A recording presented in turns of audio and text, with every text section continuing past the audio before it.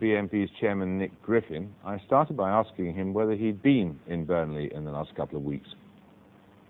I was there the day before last. Before that, I hadn't been up there for several months. What were you trying to do? I was there talking with local people, ordinary members of the public, plus our local members, finding out what they had to say about the situation. And given what you had to say about the situation, how can your presence there have been said in any way to contribute to calm?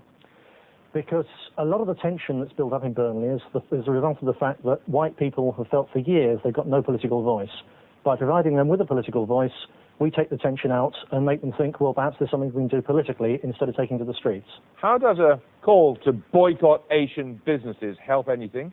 That was made specifically in Oldham in relation to the fact that people were saying, what are we going to do about the fact that 30 white pubs in the town had been smashed up? And a lot of whites were saying, we'll go and smash up their shops.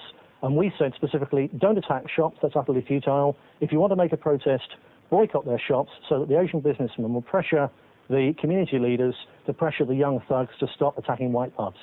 How does advocating that Asian people should move out of predominantly white areas and that white people should move out of Asian neighbourhoods and that walls be built to keep the peace, how does that contribute to calm? Well, it's not just the British National Party advocating that. The proposal first came from Parmjit Upal, who's the government's advisor on housing. I'm quoting you there. Yes, yeah, certainly. But he said, too, that many members of the ethnic minorities would feel safer in their own areas. And we know that plenty of white people feel the same way. There's already... Well, what's happening at present, Jeremy, is worse in that in Oldham and Burnley and towns like that, white people are being forced out of their homes by Asian racists, and Asian people are being forced out of their homes by white racists.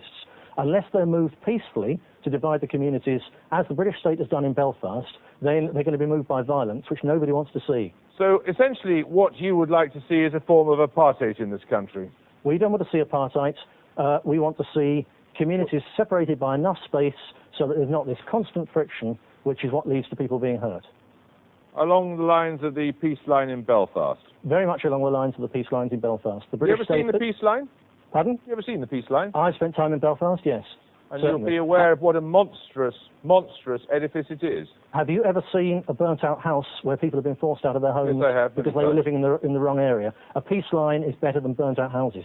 And you're seriously advocating that peace lines be built in cities across this country? Well, the Liberal Democrat Council in Oldham has already built one, and we're saying they built that to protect Asians. Fair enough.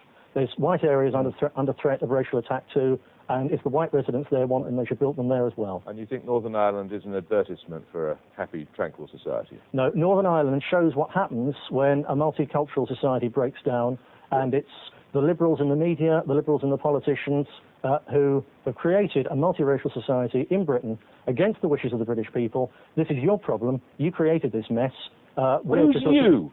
You, Ivory Tower Liberals in the media, basically, Jeremy. We have created this problem. Yes, you created a multiracial society telling everyone it'll work, it's an experiment, it's great.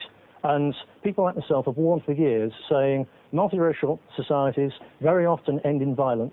The chickens are now coming home to roost. Mr. Griffin, the British people have had an opportunity at every single general election to vote for people who advocated the sort of racist stuff you're talking about, and they have failed to take that opportunity. We are not racists. That's entirely untrue. They haven't taken the opportunity because for many years... Okay, wait a second. Let me finish. Let's explore this question of whether you're... We'll explore the question you've made an assertion that people have not been given a choice. I've merely pointed out to you they've had choices in election, after election after election.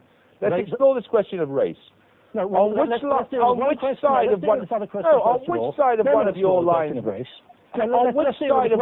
lines would a Polish immigrant live? On the white side, obviously. And you say that is not evidence of a racial perspective on that? No, because I'll tell you this. I was in Oldham 4 days ago in the home of a mixed-race couple who were on the white side of the line, and they were with me quite happily because their home, as well as their white neighbours, has been attacked by Asian thugs repeatedly, night after night after night. So they too would be on the white side of the line. Also, stop saying Asians. It's not a question of Asian versus white. This is a Muslim problem. There's Hindus in Oldham who've been burnt out of their houses and pushed out. There's West Indians who've been pushed out of their houses as well. This isn't an Asian problem. This is a Muslim problem. When you say, as you said in Wales on Sunday in 1996, all black people will be repatriated, your word, even if they are born here. What is that if it is not racist? That was the party line which I had no choice but to say at the time. That's all I was asked, what the British National Party believe.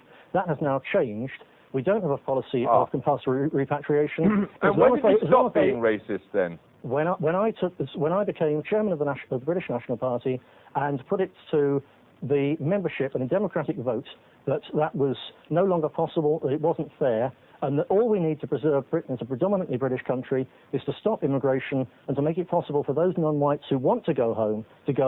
For the rest of them, if they want to stay here and obey our laws, then we have no problem with them staying. Mr. Griffin, let me ask you a simple question. If one of your children fell in love with a Muslim or an Asian, what would you do? I would be very unhappy about it because I'd see two very distinct lines with their own heritage and their own culture being destroyed. It would be a great shame. You think that is a greater consideration than the fact that they might be in love? When you're talking about human beings, you've got to take all sorts of things into consideration, of course. But what I can tell you is I know that many Asian parents would be every bit as upset as I would be. I'm not asking you about Asian parents, I'm asking you about you. Well, I'm just telling you that the desire to stay basically with your own people is a very strong human instinct. Would you allow a child of yours to marry somebody of a different race? Children aren't children, they're adults. They do what they want, don't they? But it would cause you distress. Of course it would. As it would many Asians and black people too. Mr. Griffin, thank you. Thank you very much.